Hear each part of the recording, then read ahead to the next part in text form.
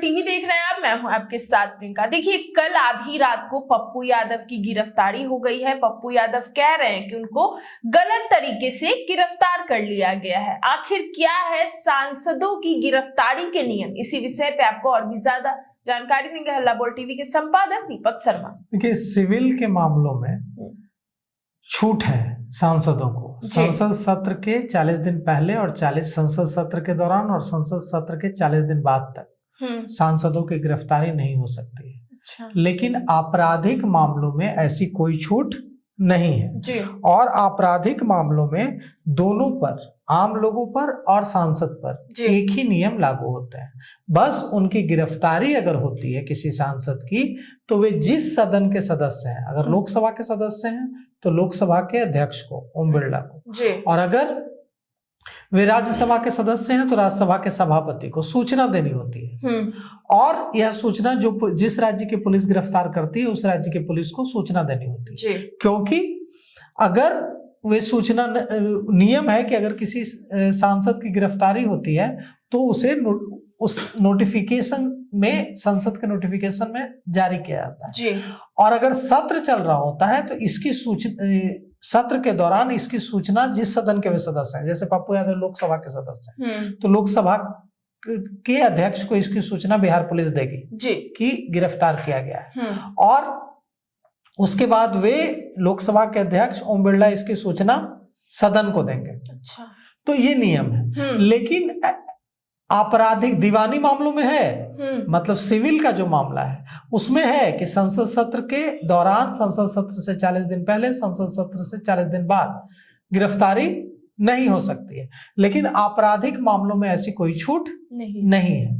और आपराधिक मामलों में जो नियम एक आम व्यक्ति पर लागू होता है वही सांसद पर लागू होता है।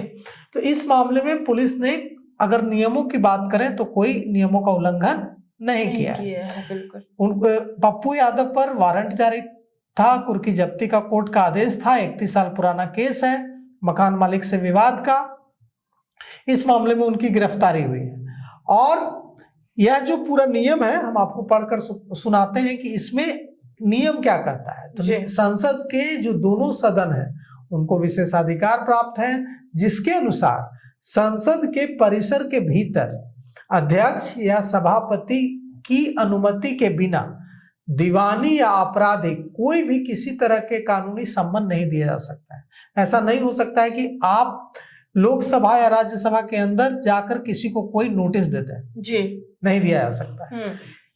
अध्यक्ष या सभापति की अनुमति के बिना संसद भवन के अंदर किसी को गिरफ्तार भी नहीं किया जा सकता है। अच्छा। क्योंकि संसद के परिसर में केवल सदन के अध्यक्ष या सभापति के आदेशों का ही पालन होता है।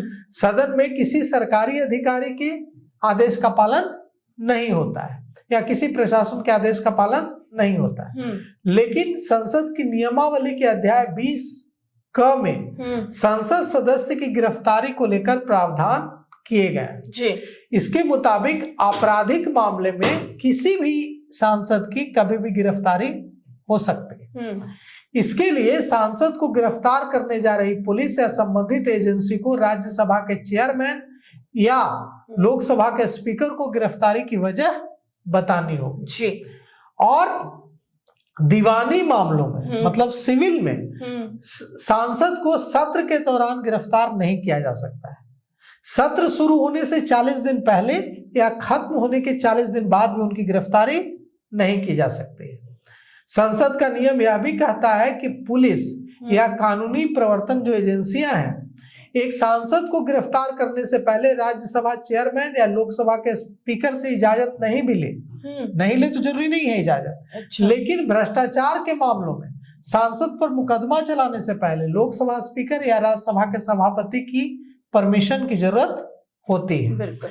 साथ ही साथ यह भी है कि अगर आपराधिक मामला है तो आप गिरफ्तार कर सकते हैं, पुलिस गिरफ्तार कर सकती है, दूसरी एजेंसियां गिरफ्तार कर सकती है, लेकिन गिरफ्तारी की सूचना देनी होगी जिस सदन के वे सदस्य हैं। लोकसभा के सदस्य हैं तो लोकसभा के अध्यक्ष को और राज्यसभा के सदस्य हैं तो राज्यसभा के सभापति को। जी। संसद के नियमों के मुताबिक सिविल मामलों में संसद के सांसदों को गिरफ्तारी से छूट मिलती है, लेकिन आपराधिक मामलों में ऐसी कोई छूट नहीं मिलती। बिल्कुल। और अब चूंकि उनकी गिरफ्तारी हुई है पप्पू यादव की, तो इस मामले की सूचना देनी होगी लोकसभा अध्यक्ष को, चूंकि वे लोकसभा के सदस्य हैं। जी, तो सुना आपने कि किस तरीके से कल आधी रात को पप्पू यादव गिरफ्तार हो गए हैं और पप्पू यादव कह रहे हैं कि उनको गलत तरीके से गिरफ्तार कर लिया गया है। अब ये मामला कहां पहुंचता है ये देखना दिलचस्प होगा। हालांकि इन सब को लेकर आपकी क्या राय हमें कमेंट बॉक्स में बताएं। फिलहाल इस पेशकश में इतना ही। आगे की खबर देखने के लिए बने रहे हल्ला बोल टीवी के साथ। धन्यवाद।